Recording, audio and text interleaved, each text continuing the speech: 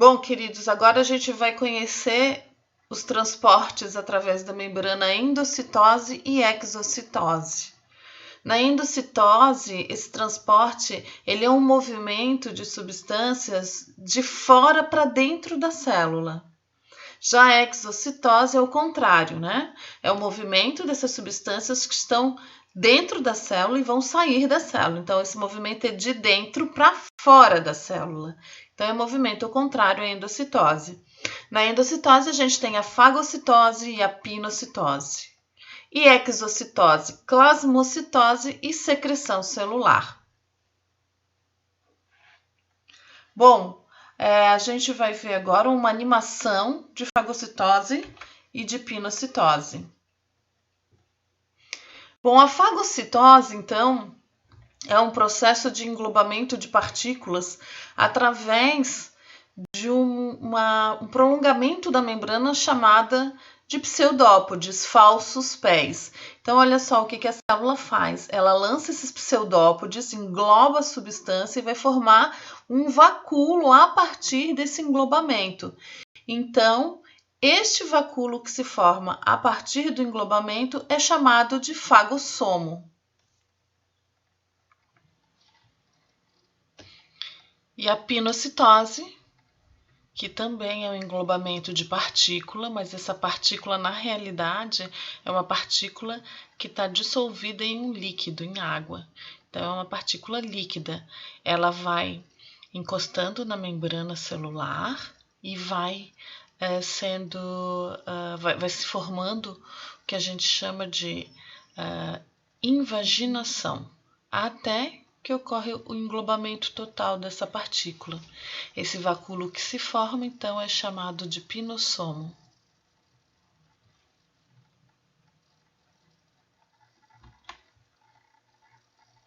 Bom, gente, então, aqui a gente tem a figura da fagocitose e da pinocitose, para a gente prestar mais atenção nos detalhes.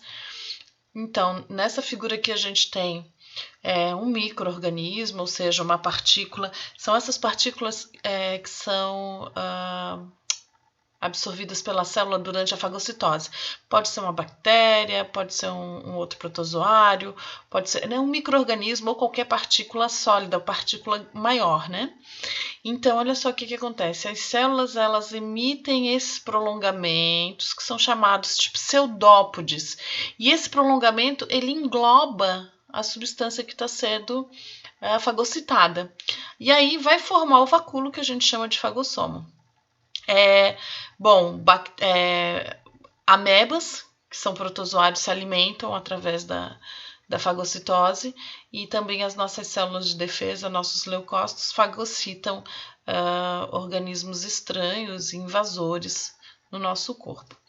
Aqui na pinocitose, a gente tem aqui algumas substâncias, né, algumas partículas que estão diluídas em líquidos e tal. E aí esse processo de englobamento é chamado de pinocitose, né? Então, partículas líquidas. Essas partículas elas encostam na membrana e a membrana meio que vai cedendo, ela vai formando uma invaginação, ó. E aí essa invaginação vai resultar também na formação de um vacúolo, onde vai estar dentro essa substância que foi absorvida, né, por essa célula. E esse vacúolo, então, vai ser chamado de pinossomo. As células do revestimento interno do nosso intestino, por exemplo, né, essa mucosa intestinal, ela faz esse processo para absorção de lipídios.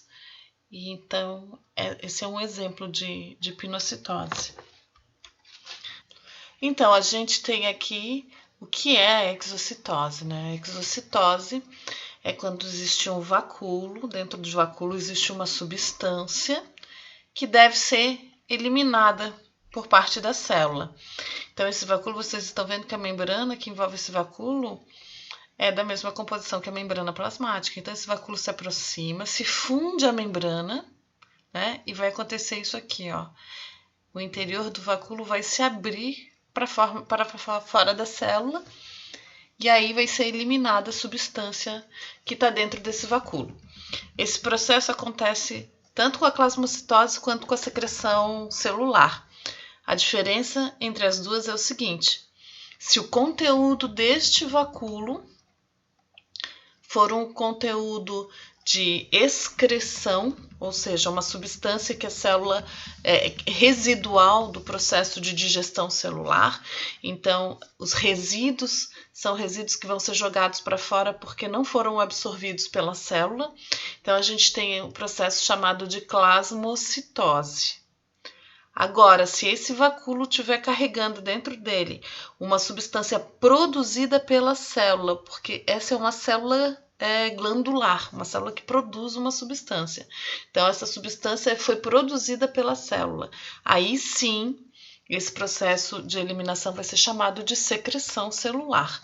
Então, a gente tem como exemplo várias glândulas que produzem substâncias e fazem a secreção celular, como as células das glândulas sudoríparas, as glândulas sebáceas, as glândulas salivares e assim por diante. Então, são várias glândulas que eliminam essa secreção.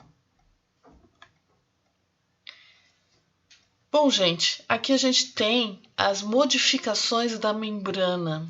A membrana, em algumas células, sofre modificações justamente por causa da função que essa célula exerce, né?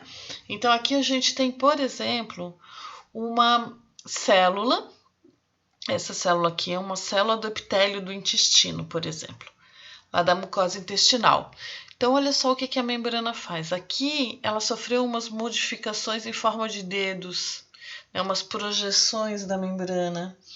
Essas projeções são chamadas de microvilosidades e elas têm uma função, né, que é aumentar a absorção dos nutrientes por parte da célula. Então, essas microvilosidades, essas expansões aqui, elas aumentam a superfície de contato da célula com o meio extracelular e aí auxilia no processo de absorção dos nutrientes.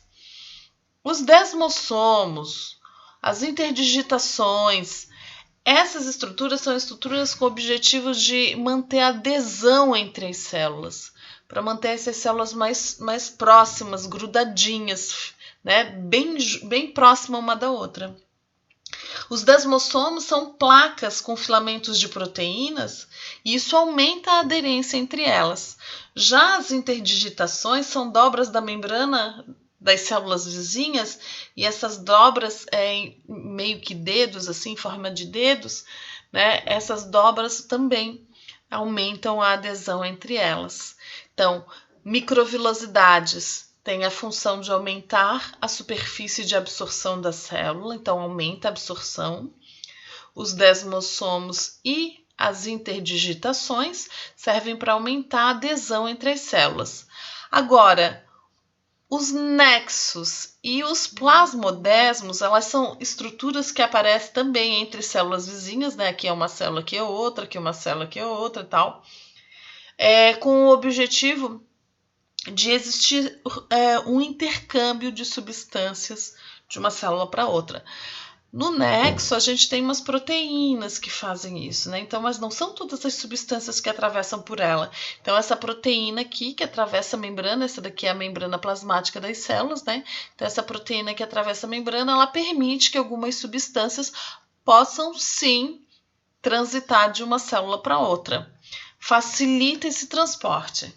Agora, os plasmodesmos, o que eles fazem? Olha só, essa aqui é uma célula vegetal, outra célula vegetal, ocorre uma ponte de citoplasma, né, que abre e faz uma comunicação muito eficiente entre as células vegetais vizinhas. E aí as substâncias que contém nas células, elas podem sim passar de uma célula para outra através dessas pontes citoplasmáticas chamadas de plasmodesmos. Então é assim, essas são as modificações das especializações da membrana: microvilosidades, desmossomos, interdigitações, nexos e plasmodesmos.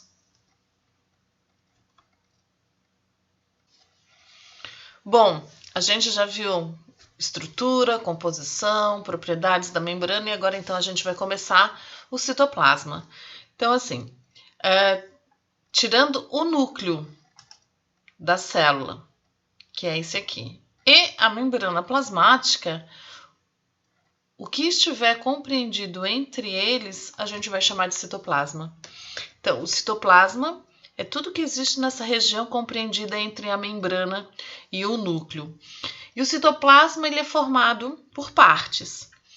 Uma das partes muito importantes do citoplasma a gente conhece como hialoplasmocitosol, que é a parte do citoplasma composta basicamente de água, proteínas, aminoácidos,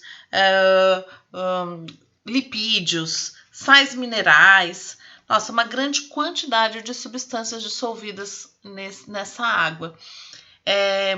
Esse hialoplasma ele tem um aspecto gelatinoso, porque ele é um coloide na realidade, né? Então ele é uma substância coloidal. Bom, gente, mergulhados nesse hialoplasma, a gente vai ter as organelas e o citoesqueleto. As organelas são estruturas que desempenham funções vitais, respiração, digestão, são várias funções. Nem todas as organelas são membranosas, a maioria são organelas membranosas, né? A maioria é membranosa. Existem 2 organelas que são formadas de proteínas, basicamente, e que não têm a sua constituição de membrana lipoproteica. Mas a maioria é membranosa, sim. Então, o citoesqueleto ele é formado por uma rede de filamentos longos e finos de composição proteica. As proteínas, basicamente tubulina e actina. E essas estruturas elas têm funções super importantes, como são responsáveis pelo formato da célula, pelo movimento das organelas, formação dos pseudópodes, evaginação, invaginação, as microvilosidades, e também contém estruturas que originam cílios e flagelos, e também o fuso acromático, que é uma estrutura que se desenvolve numa célula quando ela está sofrendo processo de divisão celular, e a gente vai aprender isso mais para frente, né? A divisão celular e a importância do fuso acromático nessa divisão celular. Bom, gente, aqui a gente tem os 3 tipos básicos, né, de proteínas presentes no citoesqueleto, de estruturas presentes no citoesqueleto. A gente tem os microtúbulos de tubulina, a gente tem os filamentos intermediários, então formado por várias proteínas, e os microfilamentos de actina. Então, tubulina, filamentos intermediários e os microfilamentos de actina são os tipos de proteína que formam o citoesqueleto. Bom, os microtúbulos de tubulinas também formam uma estrutura que é chamada de centríolo. E o que é o centríolo, né? O centríolo é um conjunto formado por 27 microtúbulos. Esses 27 microtúbulos, eles estão assim, organizados em 9 grupos de 3. Então, são 3 microtúbulos, 3, formando 9 grupos de 3, e eles estão organizados de uma tal forma que eles formam um túbulo maior.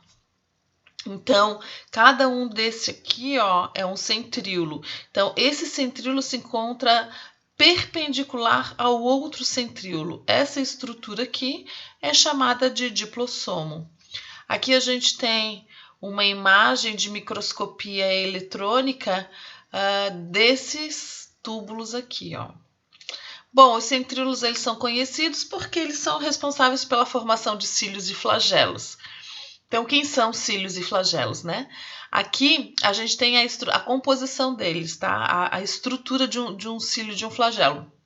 Mas o que é um cílio e um flagelo? Eles são estruturas que estão presentes na célula, eles são formados com esses microtúbulos de tubulina e eles são delimitados por membrana plasmática também. Os cílios, como no caso aqui dos paramécios, eles aparecem ao redor de toda a célula desse protozoário e ele tem função de locomoção, captura de alimento, mas que estrutura é essa, né? Uma estrutura curta, né? E muito numerosa, assim. As células que apresentam cílios geralmente apresentam muitos cílios. Já o flagelo, que é o que está aqui no tripanossoma, que tá, esse protozoário, o tripanossoma, ele é causador da doença de Chagas. Então, o tripanossoma aqui, olha só, ele tem um único filamento bem longo, e esse filamento, então, é chamado de flagelo. Existem células que possuem mais flagelos, 4, 5, 6 flagelos, mas geralmente não são tão numerosos como é o caso dos cílios, né? Então, para exemplificar cílios e flagelos, eu estou mostrando para vocês dois protozoários, o paramécio e o tripanossoma.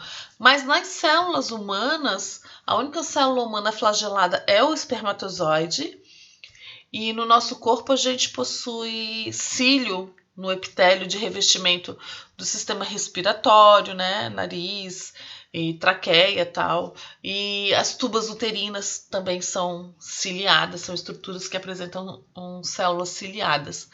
Bom, vamos conhecer então a estrutura de um cílio de um flagelo. Aqui estão os microtúbulos de proteína, esse que está em azul, e esse revestimento aqui ó, é o revestimento de membrana plasmática. Então, olha só, ele tem uma estrutura muito parecida com o centríolo, né? O centríolo ele era formado por 9 grupos de 3. Aqui a gente tem 9 grupos de 2 microtúbulos. Só que aqui, né, 9 grupos de 2. Só que aqui aparece mais um parzinho bem no meio da estrutura. Então, existe um par de microtúbulos centrais. Então, essa é a estrutura, né, do cílio e do flagelo. E, novamente, com relação ao fuso acromático, que é uma outra estrutura produzida a partir dos centríolos, a gente vai estudar com mais ênfase quando a gente estiver falando de divisão celular, mitose e meiose.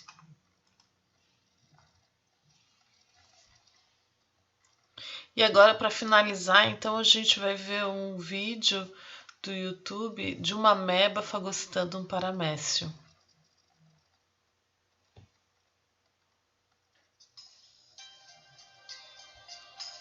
Então, essa é uma ameba que está englobando uma partícula que é um micro-organismo, e ela faz esse englobamento a partir da fagocitose. Lançam os pseudópodes que envolvem esse micro-organismo. E aí esses pseudópodes eles se fundem e formam no interior um vacúolo. Nesse vacúolo contém o micro-organismo que vai ser digerido pela ameba. Esse vacúolo leva o nome de fagossomo.